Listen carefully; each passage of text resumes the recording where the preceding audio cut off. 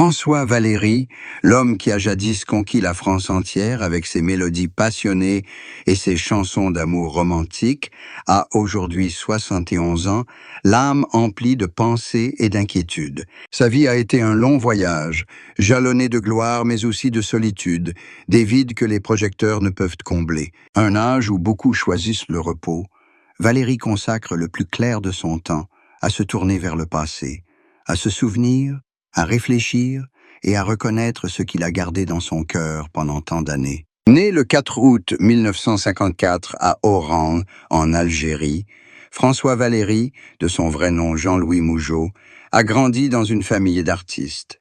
Dès son plus jeune âge, il se passionne pour la musique, et c'est cette passion qui le mènera plus tard à une brillante carrière. Mais comme pour tout artiste, derrière les feux de la rampe se cache l'ombre des sacrifices et d'une tristesse que peu de gens comprennent. Devant des milliers de spectateurs en liesse, il ressentait toujours un vide indescriptible, comme si la joie d'un artiste n'était que passagère et que la solitude était omniprésente. François Valéry fut l'une des plus grandes stars de la pop française des années 1970 et 1980. Des chansons comme Emmanuel, Aimons-nous vivants, Elle danse Marie ou C'est la même chanson sont devenues des symboles de l'âge d'or de la musique française. Sa voix chaleureuse et son style d'interprétation à la fois doux et émouvant ont conquis le cœur de millions de personnes. Pourtant, au sommet de sa gloire, il commença à se sentir étranger à lui-même. La vie dans le monde du spectacle, avec ses attentes, ses pressions et son regard scrutateur, finit par l'épuiser. Il confia un jour dans une interview: « On ne voit que l'aura d'un artiste, mais personne ne voit les longues nuits d'angoisse qu'il passait, ni les larmes qu'il ravalait de peur de perdre son image. » L'amour et le mariage ne furent pas non plus un long fleuve tranquille pour François Valéry. Il aimait passionnément, vivait pour la personne qu'il aimait. Mais comme il l'admettait lui-même, la vie d'artiste n'était jamais un long fleuve tranquille.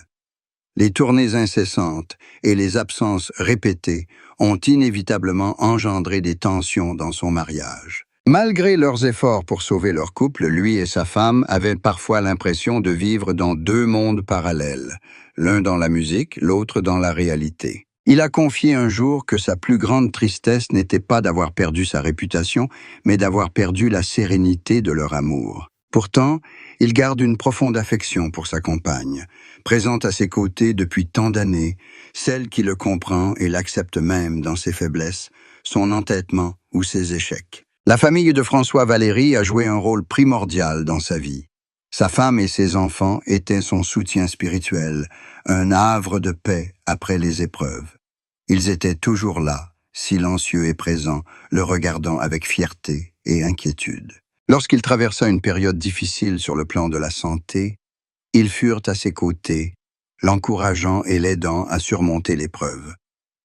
À l'aube de ses 70 ans, Valéry commença à prendre davantage soin de son corps, multipliant les bilans de santé et réduisant ses activités artistiques. Il disait « Je ne veux plus courir après le temps, mais simplement ralentir, savourer chaque instant. » Malgré son calme apparent, ses proches percevaient une tristesse persistante en lui, la tristesse de celui qui avait tout possédé, mais qui se sentait vide une fois tout perdu. La carrière de François Valéry peut être comparée à un long film aux multiples facettes.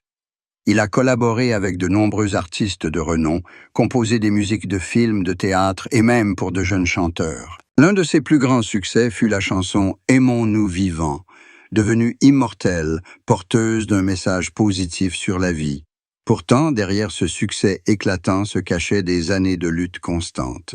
À une époque, sa musique était considérée comme démodée, le jeune public lui tournait le dos, la presse lui reprochait de ne plus être aussi créatif qu'avant. Ses critiques le firent s'effondrer. Il se retira de la scène pendant longtemps, vivant reclus, loin des médias. Durant cette période, il écrivit beaucoup, non pas pour publier, mais pour exprimer ses sentiments.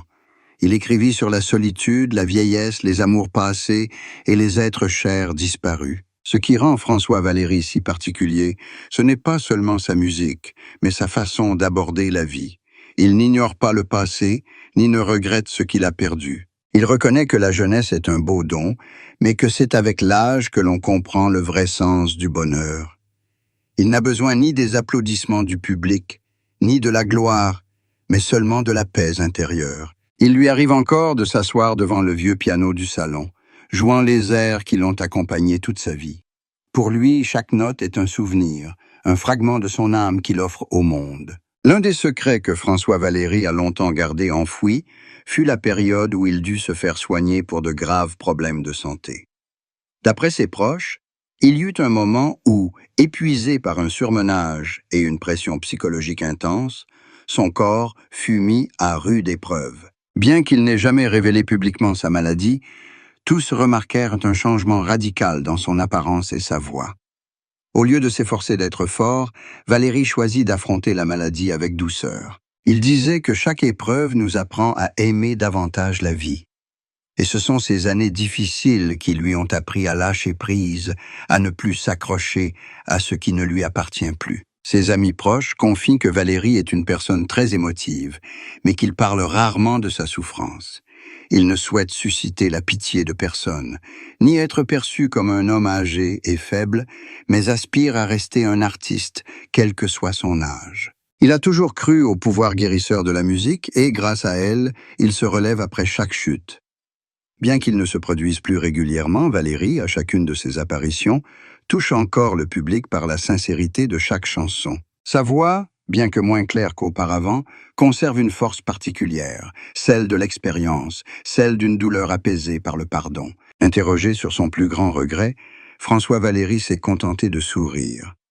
Il a confié que le plus triste pour lui était peut-être d'avoir laissé la musique éclipser les plaisirs simples de la vie. Il avait suivi sa passion jusqu'à s'oublier lui-même, à oublier de passer du temps avec ceux qu'il aimait.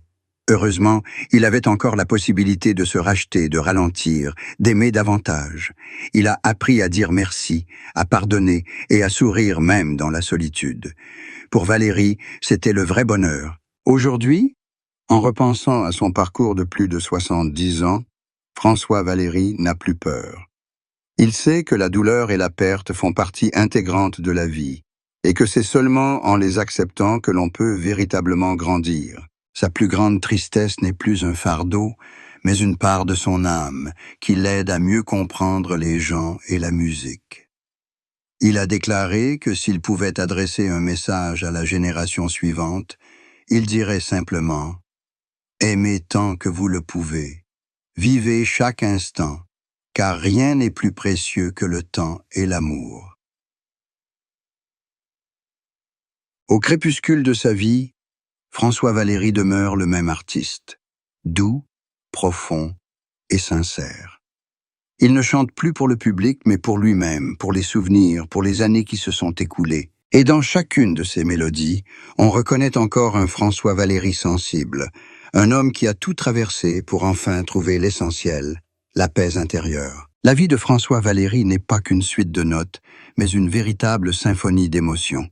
À 75 ans, il contemple son parcours avec fierté, mais aussi avec une profonde émotion face à ce qui a été perdu et ce qui demeure. Ces dernières années, il a mené une vie plus simple, loin des projecteurs, pour trouver la quiétude au bord de la mer, où il peut écouter le bruit des vagues, humer l'embrun, et retrouver le sens du silence.